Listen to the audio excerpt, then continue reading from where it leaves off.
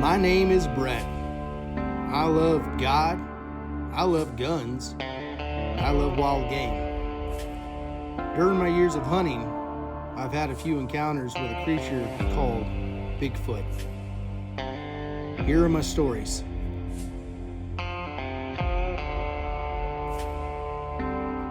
Welcome back to my Bigfoot stories. I do apologize. I've been on vacation for the last few weeks and I was down in Missouri. It was a great time. I have a video on that. It'll be posted very soon. So, where I left off last time was on the property called the Bigfoot property. That's what I call it, at least, my kids call it, and also a friend of mine and my brother-in-law.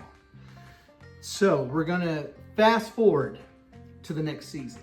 I was able to get out on that property. It's not allowable for everybody to go out to. You have to make a phone call and reserve it.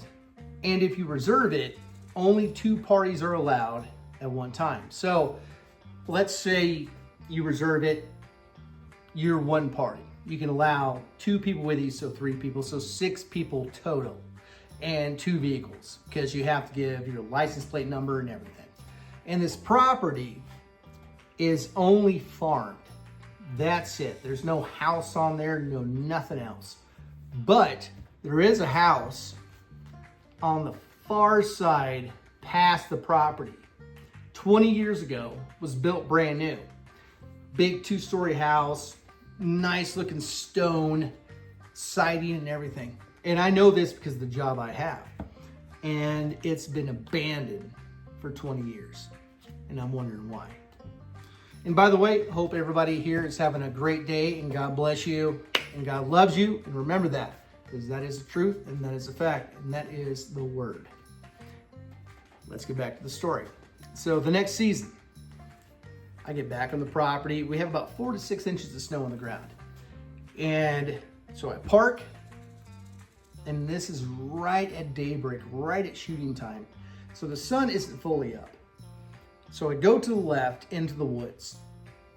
And when you go into this property, you have like the field where they farm it. Then you have just like small little trees, just a little ridge line, probably not even 4 feet thick. And then it drops down into like cattails. And then you have the thick woods going to the river. So I decided to cut to the left, past the field, past the 4 foot of trees and stubble and stuff, you know, just brush and stuff, down by the cattails into the woods. I start walking through there, and then I notice something. A drag line.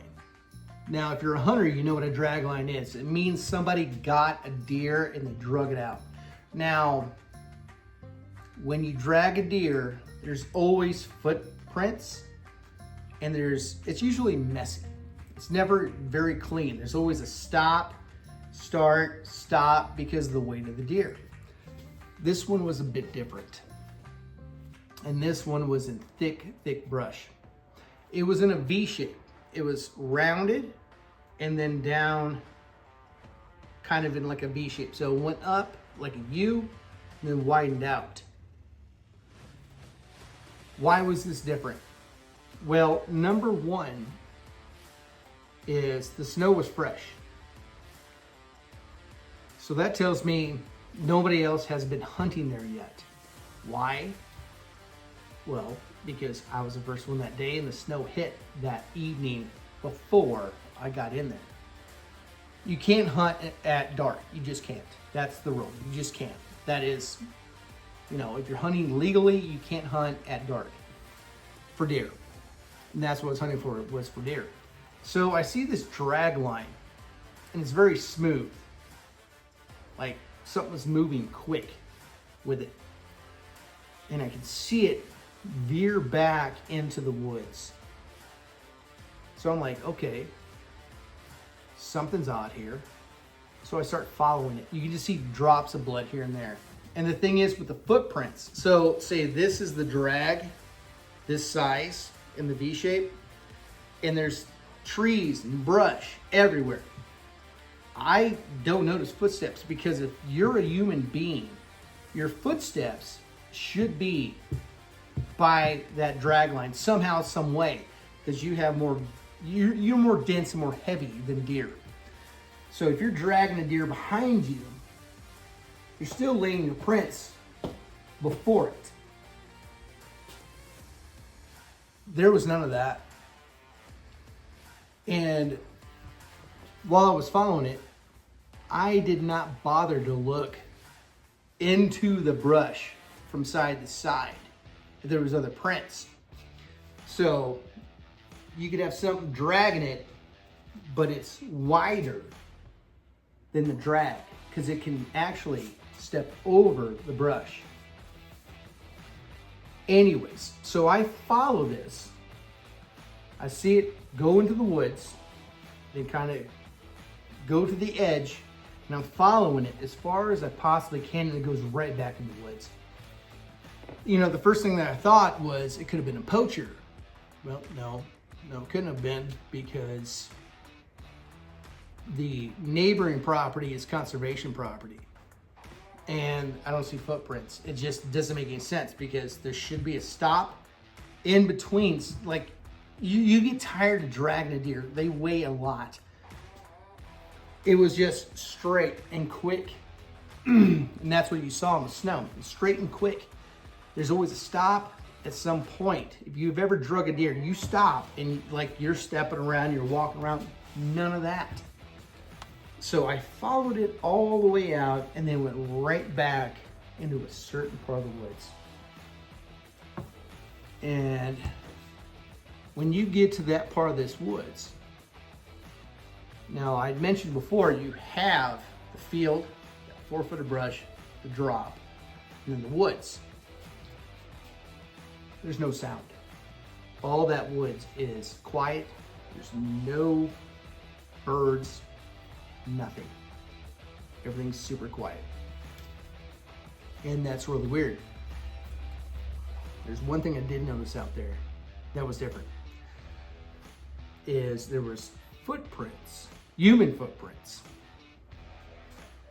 that was watching and looking at that trail. Now I did say before there's a conservation property right next to it. Now, it's not even big. It's like not even 20 acres. There is literally a road that goes to a bathroom. You can't launch a boat off of it. You can't do anything. Why is that there? So, I saw those footprints interested in those, in that drag. And at the time, I'm like, okay, this is whatever. Because those footprints weren't with the drag, it just walked up to the drag. And again, that snow was fresh. Now, I walked further in that property, further out in the field, did a lot of hunting, didn't get anything.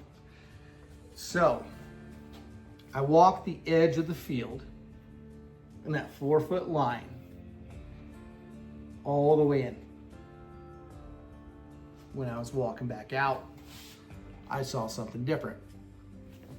There were footprints. Now these footprints were about 17 inches. They were like about like that. And it was foot over foot, but not that close. You'd have 1 footprint here in the snow, and 4 foot later would be the other foot.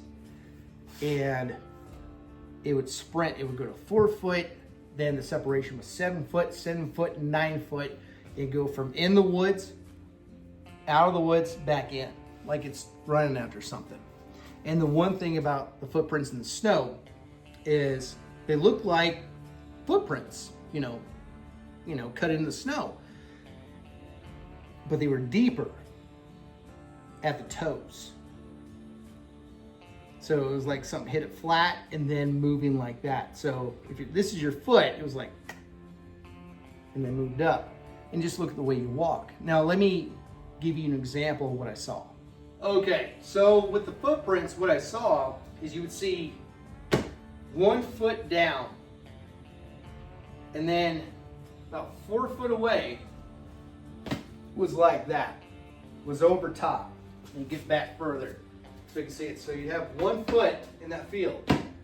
On the edge of the field, like it came from the woods, the field, 1 foot, and then in line with the other one. Now it's 4 foot, and then it would go to 7 foot, which this isn't even 7 foot, but 7 foot until it ran back into the woods. So that's exactly what I saw. And what I would do out there is I put my foot next to that footprint, and say my foot's like this, that footprint was like that I saw. So you have the foot, and it would have the shape of a foot the whole way. And that's what I saw. And it was the craziest thing I've ever seen. So that's what the footprints were like. They were over each other. So you had the right and the left. They were right in line with each other. Like it was going after something or evading something. But that area is very, very quiet. I've hunted there for many years and it's never changed. And if you're asking, did I ever report to a Bigfoot site? Yeah, I did. It was on a Facebook page for Bigfoot, believers and stuff. And of course I posted the videos because I did make videos. I don't have them anymore because they were on an old phone that broke, but they are on that site. So they're out there somewhere. So you had some people going, wow, that's amazing. Of course, you got a bunch of people out there saying, oh, well, yeah, well, yeah, well, that's not real. Oh, an animal did that. Yeah, a Bigfoot did that. Well, any natural animal can do that. I don't think a squirrel, I don't think a deer, I don't think that, a turkey. I'm trying to think of everything that's out there. A goose, a duck, pheasant. I don't think they can do that. And there's no tread in the print. None. But there was, if you remember from early in the story, there was an interest in those tracks. Now, on that same day, I'm still hunting. I go back into that part of the woods, into a small area. And there's only one way to get to that area. And when you pop over the hills, let me break this down. So you have the field. You have that little 4 foot of woods, a little tree line. And in some places it's open. You go down into that dip, there's cattails and some high brush. And then you have the woods. It dips back down again, comes back up, and then goes back down into a secluded small area. Now this secluded small area can only be reached at one spot. And everything changes. Like it could be sunny outside, you get in there, everything's quiet, and it's just the most ominous, weirdest feeling you can have. And that is where I found the Bigfoot den. And that's something for the next story. I'm going to talk about the Bigfoot den. And again, if you like this story, which is 100% true, please give the channel a like and subscribe. And you don't want to miss out this fall because I will film the den, the Bigfoot den. The one I'm telling you about, I will be back out there to hunt there every year. I'll show you the den. Maybe you'll see a Bigfoot, maybe you won't. I don't know. I've seen him out there. Well, I can't talk about that yet. That's for a different story. So stay tuned. Till next time, God bless you all and have a great day.